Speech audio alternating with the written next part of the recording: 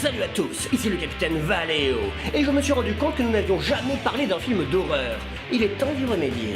Et l'épisode spécial Saint-Valentin, c'était pas un film d'horreur? Oui, mais ça compte pas. On va parler du film Annabelle.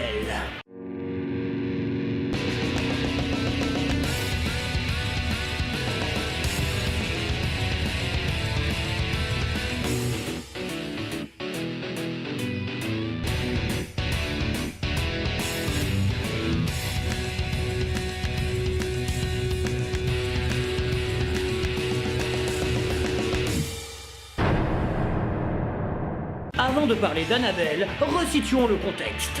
La saga Conjuring a été initiée au cinéma par James Wan en 2013, le réalisateur talentueux auquel on doit la saga Insidious, Fast and Furious 7, Saw et surtout Death Sentence. Death Sentence est un excellent film, si vous ne l'avez pas vu, je vous le recommande chaudement. Suite au succès du premier Conjuring, une suite a bien sûr été mise en chantier. Conjuring 2, qui est sorti durant l'été 2016, mais aussi un préquel, qui est sorti en 2014. Et ce préquel n'est autre que Annabelle. Car oui, il y avait un peu l'histoire de la poupée Annabelle dans le premier Conjuring, et il semble que les têtes pensantes d'Hollywood aient adoré l'idée de faire un film sur une poupée possédée, bien que ça fasse un peu cliché. Mais regardons qui réalise. Il se trouve que ce n'est pas James Wan qui s'est occupé de ce préquel, mais John R. Leonetti. Mais qui est ce John Leonetti? Il a fait ça. Oui, Mortal Kombat, destruction finale. Il en est responsable. Bon, après, il a été directeur de la photographie sur plein de bons films, comme la saga Insidious, Death Sentence, Conjuring 1. Oui, il est sûrement pote avec James Wan. Mais à présent, attaquons le film. Tout commence avec un petit couple modèle. Le mari médecin John et la femme au foyer enceinte, Mia, qui passe son temps à coudre. Oui, c'est les années 60. Ensuite, John, prévoyant envers sa femme inutile, décide de lui offrir un cadeau, une belle boîte blanche. Oh, je suis sûr que c'est un fusil à pompe. Et malheureusement, non. Il s'avère que c'est une poupée. Bah, j'aurais préféré un fusil. Voilà, pile à sa place. Ça complète la collection. Mais regardez-moi ce truc. Ils disent qu'elle vient d'une collection, mais elle est vachement différente des autres poupées. Elle est hyper flippante. Puis un soir, les voisins se font assassiner par leur propre fille, Annabelle, qui avait rejoint une secte sataniste. Puis elle pénètre dans la maison de Mia, lui plante un couteau dans le ventre, s'enferme avec la poupée et se suicide. Les USA, ça craint. Ensuite, Mia va à l'hôpital, décide de se débarrasser de la poupée, On va s'en débarrasser. Elle l'a tenue dans ses mains. se remet à coudre en regardant la télé pendant que son mari travaille. Arrêtez de faire des gros plans sur la machine à coudre, on a compris qu'elle allait se prendre l'aiguille dans le doigt. Elle se prend l'aiguille dans le doigt, puis le popcorn qui cuisait explose et met le feu à la maison. Mia se fait même tirer par le pied par une force mystérieuse. Bah, fallait avoir une alarme incendie. Elle se retrouve à l'hôpital et accouche, hurrah! Ne voulant pas retourner dans la maison, qu'elle pense hantée, le couple emménage dans un appartement et... Oh putain! Il y a une ellipse de 9 mois? Après, je suis pas spécialiste, mais ce bébé, il vient pas de naître, il a des cheveux, il se tient droit, il peut même s'asseoir. Bah, je lui donne entre 9 mois et 1 an. On saura jamais. Notre couple parfait va ensuite à l'église, et devinez qui est le prêtre? Maître Bratak, de Stargate SG-1. Très bonne série. L'héroïne croise même la gentille libraire de son quartier, qui lui offre un livre, comme ça, parce qu'elle passait dans la rue. Tenez, c'était le livre préféré de ma fille. Peut-être que Léa l'aimera aussi quand elle sera un peu plus grande. Vous croyez qu'elle fait ça avec tout le monde? Parce qu'elle va faire faillite. Et là, les phénomènes inexpliqués continuent à se produire. La poupée réapparaît. Mia trouve des dessins montrant son bébé mort. Le fantôme d'une petite fille se manifeste dans sa maison. Ok, j'avoue que ce plan était hyper efficace. Mais le summum de la terreur se produit quand Mia va dans la cave et se retrouve nez à nez avec l'entité qui la hante. C'est un démon. Et l'entité l'attrape, mais plutôt que de lui faire une clé de bras, car ça aurait été la bonne chose à faire. Mia décide plutôt de chier dans son froc, elle se retrouve scarifiée et elle appelle l'ascenseur. Ça marche pas, alors elle le rappelle, ça remarche pas, alors elle le re-rappelle, ça re-remarche pas. Ok, là tu es bloqué, la fuite n'est plus possible, donc... Ramasse un putain d'objet, il va te battre. T'as quoi comme autre choix? Escalader les étages par le câble de l'ascenseur? Non, ça serait con comme idée. C'est dans une cave, il y a plein de trucs par terre. Ramasse une barre de fer, un morceau de bois ou même un gros caillou. Et il va faire sauter les dents de ce démon. Mais elle ne le fait pas, car cette fille est une nouille. Puis il y a la foudre, alors qu'elle est au sous-sol. Elle décide de courir, on la voit monter les escaliers, et puis le démon lui fait un jumpscare. Tiens, c'est bizarre, une famille de chauves-souris accrochées. Ta gueule, Olaf. Comprenant que c'est la merde, Mia enquête de son côté et découvre que la marque que le démon lui a faite était présente le soir où Annabelle s'est suicidée chez elle. Elle va voir sa copine libraire, qui s'y connaît en paranormal. Cette dernière lui apprend que l'entité qui la poursuit est un démon. Qu'est-ce que je disais? Elle apprend aussi que les démons s'en prennent aux faibles. Et c'est tout. Mia est allée voir la mystique du film, mais n'a pas obtenu l'élément qui lui indique comment se débarrasser du démon. Ah, c'est dommage. Une fois rentrée, c'est encore la merde dans la maison. Alors le mari a une idée. Il va appeler Maître Brattac pour les aider. L'ancien primat d'Apophis décide de prendre la poupée et de l'emmener dans l'église, afin de contenir son pouvoir maléfique. Mais il se fait agresser juste avant d'y arriver. Le démon revient donc embêter Mia, et lui vole son bébé. Elle comprend que la seule façon pour empêcher le démon de prendre son enfant, c'est de lui offrir son âme en se suicidant. En fait, c'est un stratagème du démon, qui veut l'âme de Mia depuis le début. Il s'en fout du bébé. C'est donc elle, la faible. Heureusement, la libraire arrive et se suicide à la place de Mia. Mais ça finit mal, donc... On a un petit épilogue qui se passe 6 mois après, et oh putain, c'est quoi ce bébé mutant? En 2 semaines, il devient énorme, et en 6 mois, il bouge pas. Il devrait parler et marcher maintenant. C'est surtout lui, l'élément paranormal du film. Bref, ce film était mauvais. Mais c'est dommage, car il ne lui manque pas grand-chose pour être réussi. Il a d'indéniables qualités, comme son ambiance, ou certains effets hyper efficaces. Après, certains plans sont assez cheap. Oh, la foudre. Mais si globalement la partie horrifique est réussie, je donnerai 2 défauts rédhibitoires. Le but et les personnages. Commençons par le premier problème. Quel est le but? Vers où va le film? Si vous prenez les films The Conjuring, une fois l'horreur installée dans un premier acte, l'histoire commence à suivre les Warren pour aller vers une résolution du problème. Ils enquêtent et cherchent si le problème est bien paranormal dans le 2e acte, et si c'est le cas, ils interviennent dans le 3e acte. C'est la même structure dans les 2 volets. Mais là, les personnages n'ont aucun but. On a l'impression d'être coincé dans le premier acte de The Conjuring. Chaque scène où Mia a la pétoche est suivie d'une autre scène où Mia a la pétoche. Aucune porte de sortie ne nous est présentée. On a l'impression de faire du surplace. Et attention, hein, c'est pas l'absence d'happy ending qui me dérange.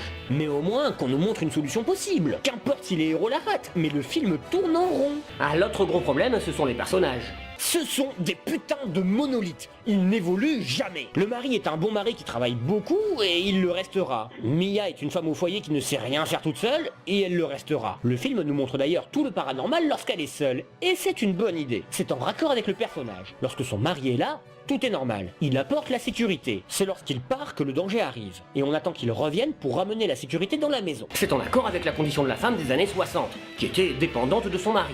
La libraire le dit elle-même, les démons s'en prennent aux faibles.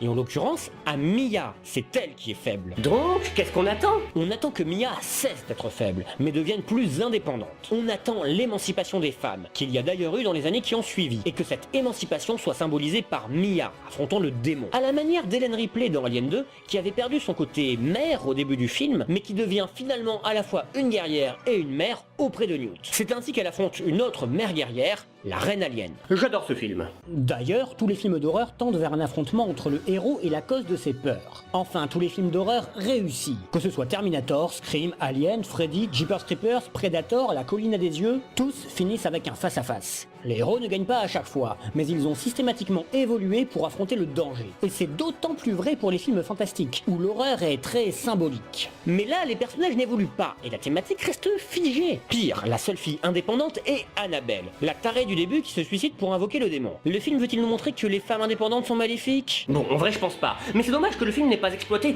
toute sa thématique. Il s'est contenté de poser le décor, puis il l'a figé. C'est naze. Ses défauts comme ses qualités sont selon moi symptomatiques de son réalisateur, qui est un bon directeur de la photographie, ce qui lui permet de mettre en place une bonne ambiance horrifique, mais qui est un mauvais narrateur. Il raconte mal son histoire et ne fait rien de ses personnages. C'est donc un film à éviter. Capitaine, le film est en train de hanter une fille sans défense. Bien, préparez un pilotage intensif. Mais on va aussi tuer la fille. Ah ouais, merde. Dans ce cas, je vais y aller moi-même. Et puis ça me fera prendre un peu l'air. C'est bon, arrêtez de crier. Je suis venu pour vous sauver. Il est tellement viril. Eh ben, c'était encore plus facile que je le pensais. Attention, c'est le démon Valak. Valak? John Valak Kowalski. Ça faisait un bail, allez.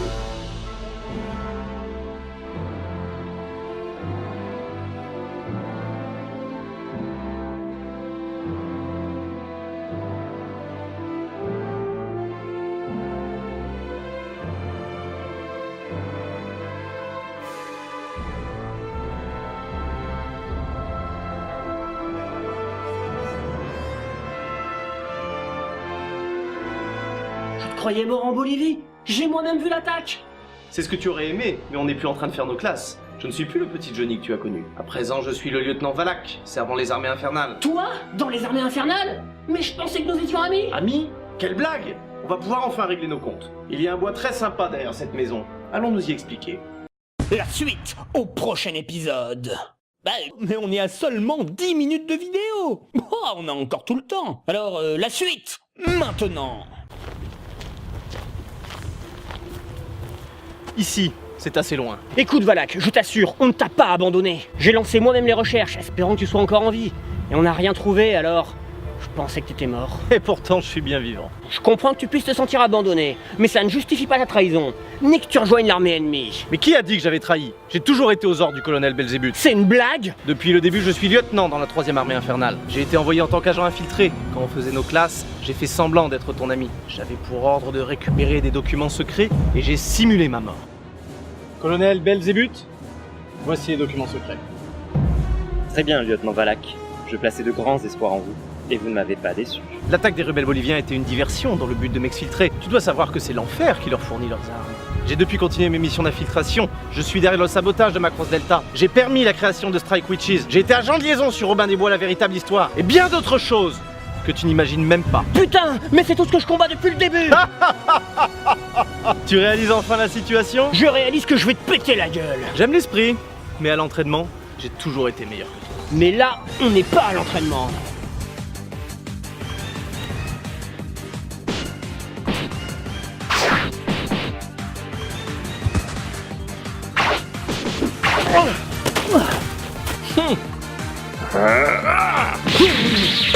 Tu lui fais pas le poids, Valéo. Capitaine, vous êtes en mauvaise posture. Je prépare une équipe d'intervention. Non, c'est bon, je gère. Mais enfin, il est en train de vous botter les fesses. Il n'y a aucune raison. N'intervenez pas, c'est un ordre. Là, vous en faites une affaire personnelle. Sans deck. Approche!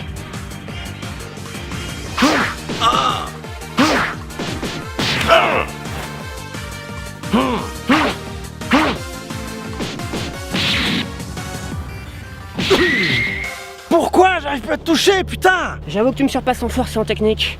Mais tu te bats toujours de la même façon. À l'époque, on se battait tout le temps ensemble. C'est moi qui te connais le mieux. Va te faire mettre! Valak!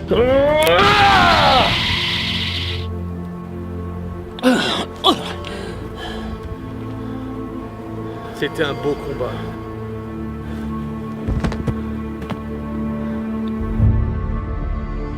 C'est terminé. Envoyez une équipe récupérer Valak. Ce con est toujours aussi fort. Et moi, tout le monde m'a oublié.